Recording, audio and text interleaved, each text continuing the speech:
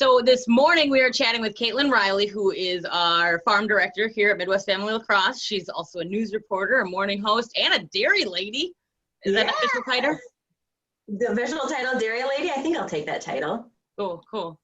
So you are a former Alice in Dairyland. So for those who don't know what that is, can you give us just a brief synopsis of what Alice in Dairyland does? Yeah, so I did have one kid ask me if that was just a knockoff version of Alice in Wonderland, but it's not. It's actually an official state job where you get to promote all of Wisconsin's agricultural commodities. And of course, a big focus of that is dairy because we're America's dairy land. But we have a lot of other really cool products to talk about, like ginseng cranberries. I have a couple cranberries we're going to talk about a little later on. And it's a good opportunity to chat with people, whether they're farmers who want to tell you what they do or they're consumers who ask about farming. So you're kind of the bridge between different audience bases. Awesome. Well, we wanted to talk to you today because October is historically American Cheese Month, which is not necessarily American cheese, but it is cheese in America. And since you're the person that we know that knows the most about cheese, we wanted you to make a recipe for us. And then you told us that you have one that won an award? Yes, I did. Okay, so I'm not gonna lie. I said it got second place at the Crawford County Fair. That was second out of 3. Hey, it's still better than one person.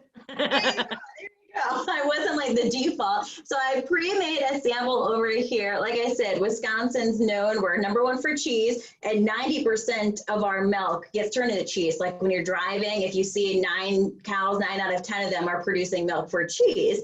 And so I wanted to incorporate those top dairy products. So I'm making a Cranberry Delight grilled cheese. And this is when you crack out the fancy bread. So I went to the store and I got some sourdough bread. I'm not gonna lie, I did not pull this butter out of the refrigerator in time because I used up all my butter this morning. So it's gonna be a little hard, but I just butter the outside of my sourdough.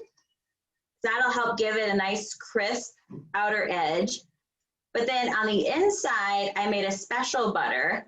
And I know a lot of us when we're making our grilled cheeses just kind of throw things together because why not? It's a fun, easy meal. But this is a cranberry butter. So essentially what you do is make a basic cranberry sauce. I did 3/4 a cup of cranberries, and then you can buy them frozen in the grocery store any time of the year.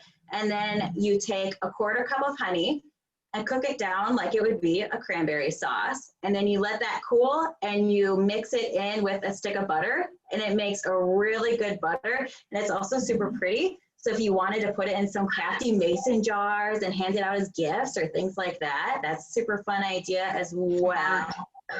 I love this. And it adds a nice sweet salty mixture. So then I have 2 types of cheeses. And when you guys make grilled cheese, do you shred your cheese first? No.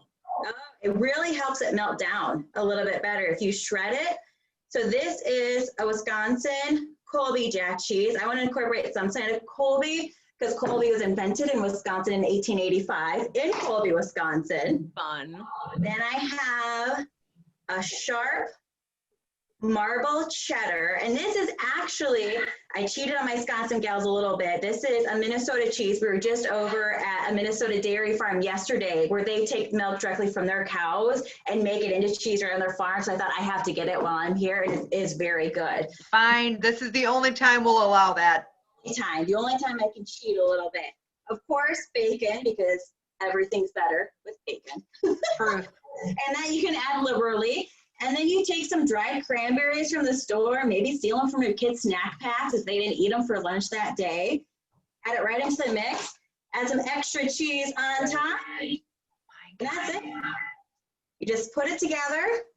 And if you have a panini press, I just have this cheap little Black Friday deal grill that I have here. Cook it in there to however well you like it.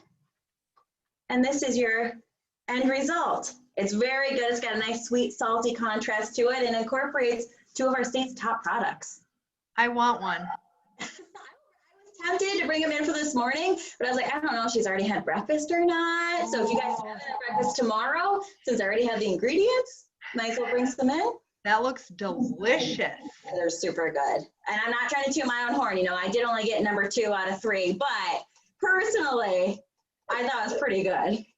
It's better than getting second place out of one person. That's true, the optimistic side.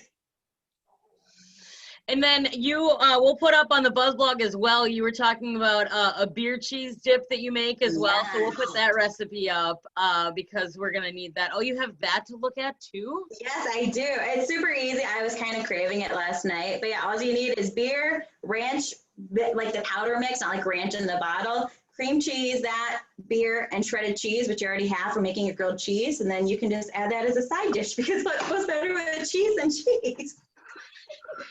More cheese. I know I sent you guys some facts, and U.S. doesn't consume as much cheese as some other countries, and I know we are very competitive here, so I think we all need to kind of up our ante a little bit. We can't have places like Denmark feeding us with cheese consumption. Agreed. We all need to eat more cheese. Yeah.